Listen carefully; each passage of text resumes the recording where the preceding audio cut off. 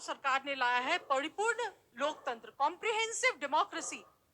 प्रतिस्पर्धात्मक डेमोक्रेसी के स्थान पे परिपूर्ण डेमोक्रेसी लाके क्या सरकार एक दलीय निरंकुशता जो स्थापित करने की उसकी जो चाहत है उसके तरफ इंगित कर रही है? क्योंकि इसमें जो एलिमेंट्स जिस नीति और कार्यक्रम में जो उल्लेख किया गया है वहां पे ना तो कानून के शासन की बात की गई है, न संवैधानिक सर्वोच्चता की बात की गई है और न प्रेस स्वतंत्रता की बात की गई है।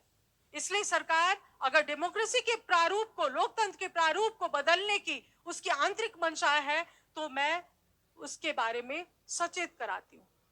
सभामुख महोदय, निर्मला पंत के उस 13 साल की बच्ची के बलात्कार और हत्या के बाद अभी का जो लेटेस्ट जो है अध्यादेश कांड और उसके पहले का मेडिकल इक्विपमेंट खरीदने के समय में जो भ्रष्टाचार का कांड हुआ है, मैं सोच रही हूं कि इन 2 वर्षों के आधार पे, 3 वर्षों के आधार पे हम लोग सरकार को कैसे याद करेंगे? प्रधानमंत्री केपी ओली जी, निश्चित रूप से मैं उनसे आग्रह कर चुकी हूँ, सोचे कि उनके किस काम के लिए हम लोग या नेपाली जनता उनको याद करेगी। मुझको नहीं लगता है कि कहीं पे भी संतोष करने की जगह है। मेडिकल इक्विपमेंट के बारे में जो भ्रष्टाचार हुआ सभामुख महोदय, मैं उसको सुनियोजित मानती हूँ। मेडिकल इक्विपमेंट के बारे में जो भ्रष्टाचार हुआ सभामुख महोदय, मैं उसको सुनियोजित मानती हूँ। 2 महीना पहले इसलिए सामग्री नहीं खरीदी गई सामान्य नागरिक प्रक्रिया के तहत, क्योंकि जब अकस्मात, जब इमरजेंसी होगा तब भ्रष्टाचार किया जा सकता है। और एक नई दुखद बात क्या है कि अब सरकार भ्रष्टाचार के काम में सेना को संलग्न करा रही है। सरकार सेना को भी भ्रष्ट कर रही है। सरकार सेना को व्यापार देके भ्रष्ट कर रही है। जब मंत्रिपरिषद के द्वारा सार्वजनिक खरीद आइन के अंतर्गत जब व्यापार, जो भ्रष्टाचार का मामला जब लोगों के सिर से ऊपर चला गया है, नाक के ऊपर चला गया है, तो अब सरकार ने सेना के मार्फत भ्रष्टाचार करने का एक युग आरंभ किया है, क्योंकि सेना नागरिक के सरकार से ऊपर है, कानून से ऊपर है। लेकिन इसका मतलब ये नहीं है कि जनता ये नहीं जानती है। हर एक बात में सेना को ठेका, हर एक बात में नहीं, ये सरकार की विफलता है। स्वास्थ्य सामग्री कोरोना शुरू होने के बाद अगर सरकार यहाँ पे नहीं ला सकी है, ये सरकार की पूर्ण विफलता है और प्रधानमंत्री केपी ओली जी इसके बारे में सारी जनता के सामने में उनको माफी मांगनी होगी। अब मैं सुनकोशी परियोजना के बारे में बात करना चाहती हूँ।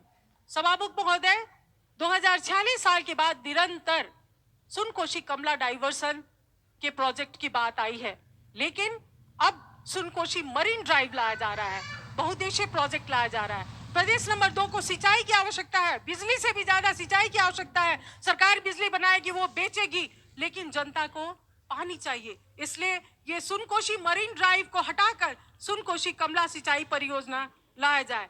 मैं निजगढ़ की बात कर रही हूँ सभामुख महोदय, क्या सरकार को पता नहीं है कि निजगढ़ के मामले में सर्वोच्च अदालत में मुद्दा चल रहा है?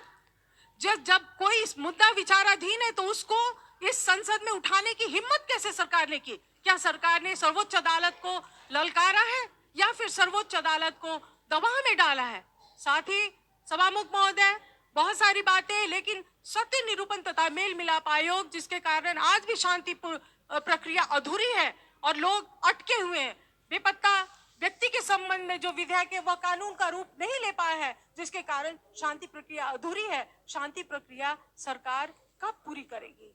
उस बात को क्यों छोड़ा गया है? क्या ये विपक्षी दल के दमन के लिए किया गया है या पार्टी के आंतरिक लोगों को एक छड़ी दिखा के और नियंत्रण में रखने के लिए इस बात को छोड़ा गया है? इसके बारे में मैं ध्यानाकर्षण कराती हूँ। अभी लिपुलेख का विवाद भी आया है, लेकिन मुझको लगता है कि सरकार ने बिना भारत और चीन के साथ संवाद किए बिना ही जिस ढंग से सम्माननीय राष्ट्रपति महोदय के मुख से ये नया नक्शा निकालने की बात की है, उन्होंने हमारी विदेश नीति, उनकी क्षमता के ऊपर प्रश्न उठाया। एक तरफ राष्ट्रपति महोदय कहती हैं कि लिपुलेख और लिम्पियाधुरा को प्रवेश करके और नक्शा बनाया जाएगा, दूसरी तरफ परराष्ट्र मंत्री कहते हैं कि संविधान ही बाधक है। सभामुख महोदय, विदेश नीति जुआ नहीं है, गैम्बलिंग नहीं है। वहां पर आप अपने 2 छिमेकी देशों के साथ बात कर रहे हैं। पहिले भने नि काम कुरो एकातिर राजनीतिक कुरा गर्ने अराजकता पैदा गर्ने, लोकतन्त्रलाई कमजोर गर्ने, अनि के हो यो? यसबाट थाहै त थोरै हुन्छ।